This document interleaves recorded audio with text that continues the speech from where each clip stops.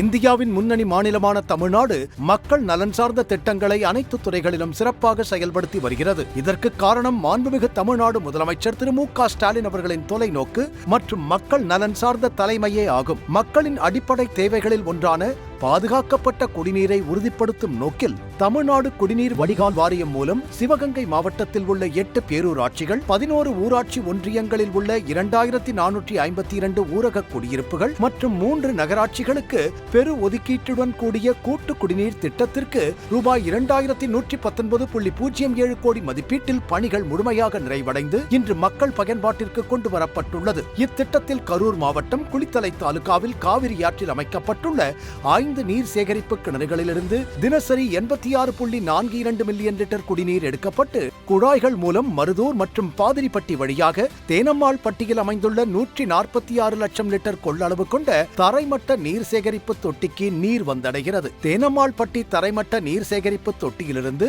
பல்வேறு அளவுகளில் அமைக்கப்பட்ட தன்னோட்ட மற்றும் நீரூந்து குழாய்கள் மூலம் புதிதாக கட்டப்பட்ட 20 முதன்மை சேமிப்பு நீர்த்தேக்க தொட்டிகள், 380 தரைமட்ட தொட்டிகள், 711 மேல்நிலை நீர்த்தேக்க தொட்டிகள் மற்றும் ஏற்கனவே பயன்பாட்டில் உள்ள 2155 மேல்நிலை நீர்த்தேக்க தொட்டிகளில் நீர் சேகரிக்கப்பட்டு விநியோகிக்கப்படுகிறது.